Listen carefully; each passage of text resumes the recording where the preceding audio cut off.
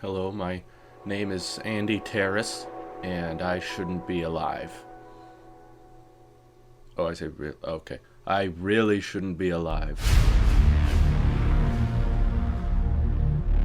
So this all began, I was just doing my usual walk to the kitchen from the living room, which gets you pretty tired typically. You're feeling pretty winded by that, so I went for some water, looking for something to eat. I didn't find anything that looked good, so I just stuck with the water. And again, this just felt like your average Saturday. Not much going on, and I had no idea what was coming. So after that long walk to the kitchen, I decided to head to the media room, which usually with my Xbox I like to do my weekly binge of Parks and Rec, just what I do every Saturday. So I headed that way. You know, you're tired. You just moved from the living room. Now you're headed towards the kitchen and now the media room. It's a lot of moving going on. So I get in there, I have my water, I finally sit down, and again, not suspecting anything different. I just thought this was my average Saturday. So yeah, I sat there and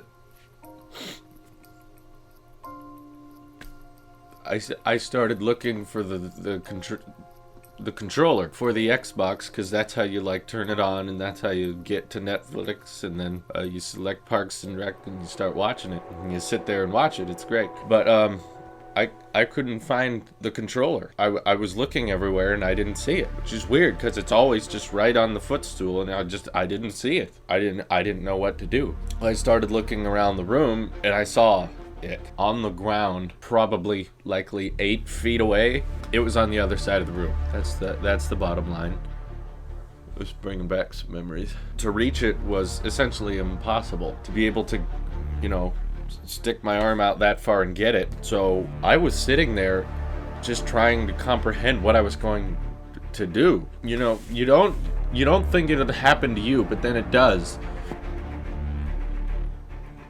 And you don't know how to respond to that kind of thing. Your mind's never been put in this place before where you have to make a choice. The one choice was to just sit there. And this was the choice I made. I mean, I've heard of people getting up and going and getting it and sitting back down, but that takes a whole lot of effort. And I wasn't sure if I could do it. I couldn't decide. I was sitting there wondering, what do I do now? How could anyone possibly escape from this? It was horrifying. I didn't know how to react to that, so I broke down. Kind of fell apart there. I was really hoping that controller would have been closer to me so that I wouldn't have to make a choice like this. But here I am, and I'll probably never be the same after this day. A lot of time passed. I was panicking, didn't know what to do. Then I started trying to drink the water to calm me down. Spilled that water, and is getting on me. And now, I'm essentially drowning. I feel like I'm gonna die. I'm okay.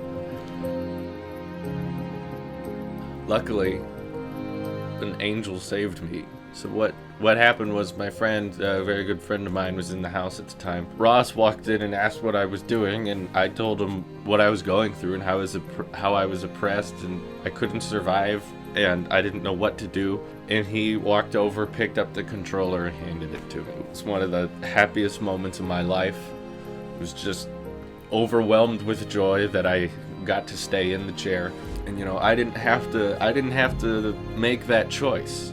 And I think everyone out there who this may happen to, if you're thinking it won't be you, it could happen to anyone. Remember to have a much more agile friend who can move around very easily, to be there for you, to get things that are on the other side of the room. Because it would have been very, very tough to get it myself. I'm very grateful to be alive now to tell you my story of why I really shouldn't be alive.